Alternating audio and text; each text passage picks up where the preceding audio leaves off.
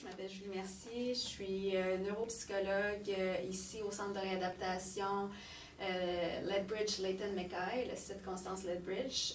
Je suis neuropsychologue ici depuis 5 ans au programme des traumatismes crânio-cérébraux.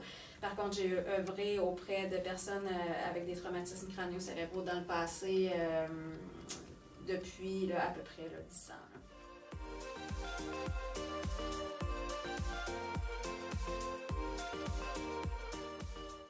Donc, on observe certainement beaucoup de changements au niveau de la perception de soi chez les gens qui ont eu des traumatismes crânio-cérébraux modérés et sévères. Donc, souvent, les gens, dans le passé, se définissaient par leur travail, par leur capacité intellectuelle ou par des activités qu'ils ne seront pas nécessairement capables de faire dans la même mesure, de la même manière après le traumatisme crânio-cérébral. Donc, les gens se retrouvent à perdre leur repère, à ne plus être capable de se définir de la même manière qu'avant le traumatisme. Puis ça peut être quelque chose de très souffrant, très difficile. Puis, effectivement, le fait que souvent les gens avec des traumatismes crânio-cérébraux n'auront pas de blessures visibles apporte une couche de complexité additionnelle. Donc, ils vont se retrouver à peut-être devoir expliquer leurs défis ou ne pas avoir l'offre de leur entourage d'aide de la même manière que s'il y avait un handicap ou une blessure qui est plus visible. Puis ça, des fois, pour des choses pour lesquelles, pour eux, pour elles plutôt, c'est évident qu'elles ont besoin d'aide. Donc, ça peut apporter toutes sortes d'émotions qui, après ça, elles aussi ont besoin d'être gérées. L'entourage peut ne pas saisir les défis de la personne, les changements aussi facilement que si c'était quelque chose de plus visible, puis l'impact concret de ces changements-là dans le quotidien. Donc aussi, ce qui peut être un défi, c'est que la personne se retrouve à devoir exprimer des besoins ou demander de l'aide quand c'était pas nécessairement quelque chose avec quoi elle était à l'aise de faire avant. Fait que c'est aussi dépendamment des habitudes pré-accidentelles, pré-TCC de la personne, ça peut être plus ou moins un défi. Les gens vont dire parfois, les gens trouvent que j'ai l'air correct, donc je suis correcte, ou j'ai l'air comme avant, donc je devrais être comme avant. Puis cette perception-là qu'ils ont du jugement ou de la perception des autres fait en sorte qu'ils peuvent ressentir aussi de la honte par rapport aux défis, aux difficultés qu'ils ont, malgré qu'ils aient l'air normal. Puis, dans le fond, la blessure invisible, ce que je constate, puis ce que je pense qui est connu là, dans le milieu, c'est qu'il y a beaucoup de similitudes avec les problèmes de santé mentale ou des problèmes comme la douleur chronique.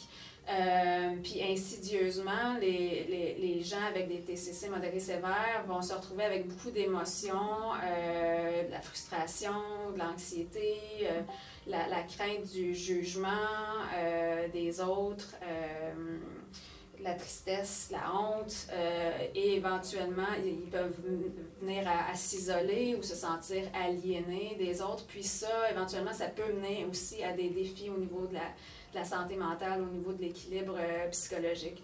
Fait que là, le fardeau du TCC vient comme un peu s'alourdir du fait que la blessure soit invisible. Bien, bonjour, je m'appelle Lina Blanchet. Je suis une Québécoise de 57 ans. J'ai une grande fille de 35 ans et j'ai un petit-fils de 4 ans. J'ai eu un grave accident de moto en 2004. J'avais à l'époque 38 ans.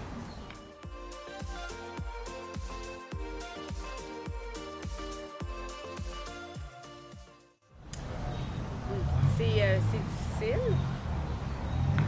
Ce qui a changé, c'est avant, je devais toujours expliquer que j'avais eu un TCC. Avec les changements qui ont été opérés en moi, là, je me devais pour moi-même de l'expliquer. Je m'excuse si je ne suis pas aussi rapide, j'ai eu un traumatisme crânien, etc., etc. Tandis que là, j'ai appris, j'ai accepté. Et puis, ce que j'ai à offrir, ben, c'est comme la nouvelle Lina. C'est pas la fille qui a eu un traumatisme crânien qui se rappelle pas des bons mots aux bons endroits. Ben, je m'identifie, je veux dire, je serai toujours quelqu'un qui a un traumatisme crânien, mais j'ai pas besoin de le dire tout le temps.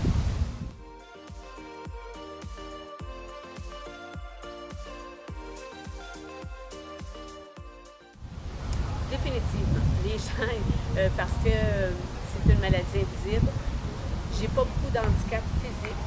J'ai des séquelles dans ma tête. Ça paraît, si je marche, je n'ai pas d'équilibre. Je perds le ballon. Et puis, non.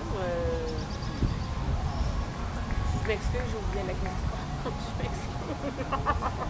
Alors, je m'excuse. Non, je ne le sens pas parce que je me définis moi-même comme étant moi avec le TCC. J'ai plus besoin d'expliquer que j'ai eu un traumatisme crânien. Alors les gens, ben, des fois, ils vont penser que je ne suis pas la plus vite sur la terre, mais ça ne me dérange pas. J'ai plus besoin de l'expliquer. Voilà.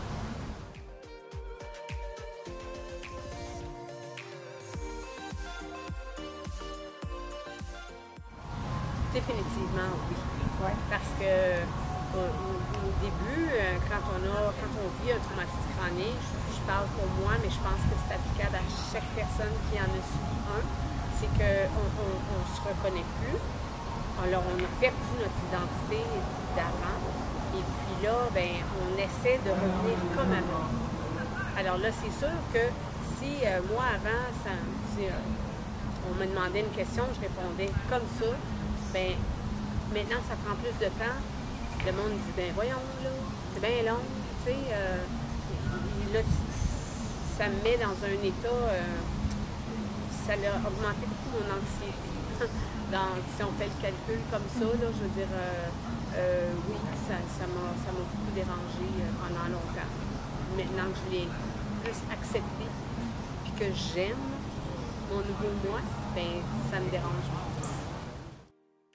C'est Jean-Claude, j'ai un traumatisme crânien depuis 1979, donc ça fait 44 ans.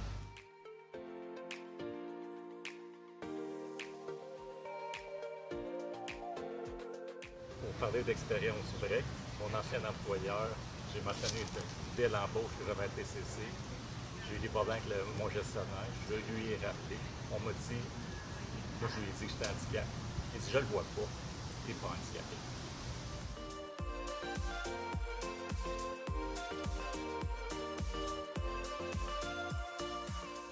Mon ancien emploi, oui.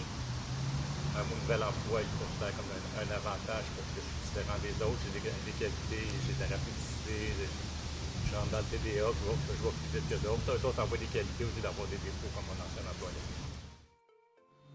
Je m'appelle Cynthia, je travaille comme consultante avec les entreprises pour les relations internationales.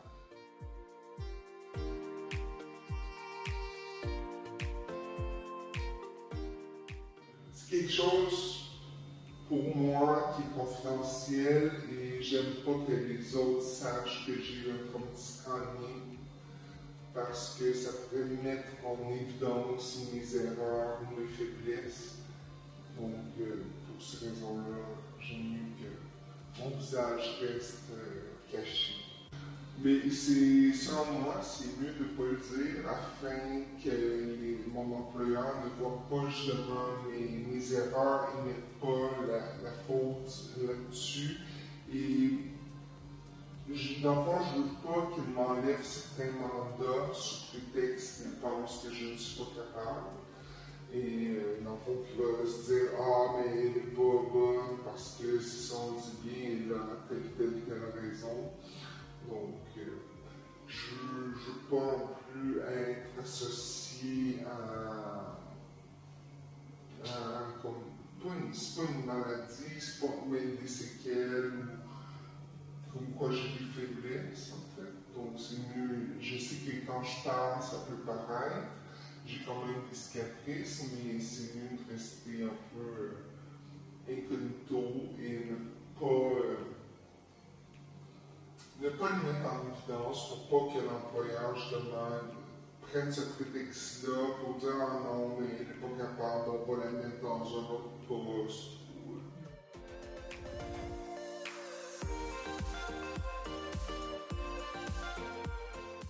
Moi, je pense que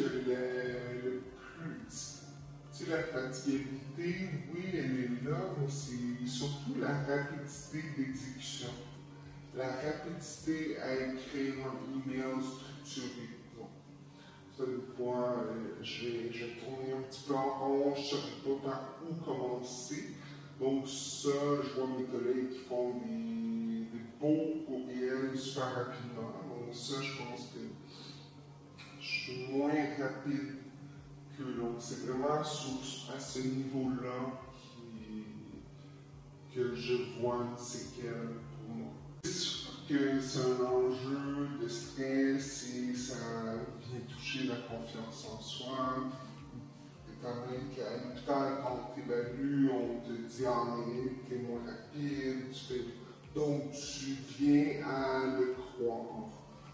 Et ça, c'est sûr que ça touche la confiance en soi. Je me présente, je m'appelle Laurent. J'ai eu un trauma crânien en juillet 2013, donc ça fait presque 2 ans. Non, ça fait 2 ans, 10 ans. Ça fait 10 ans, je crois.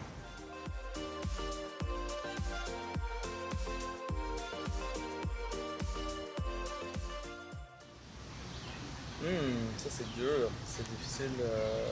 Je pense que je perçois que j'ai moins de capacité que mes collègues, donc que je dois travailler plus fort pour arriver au même point.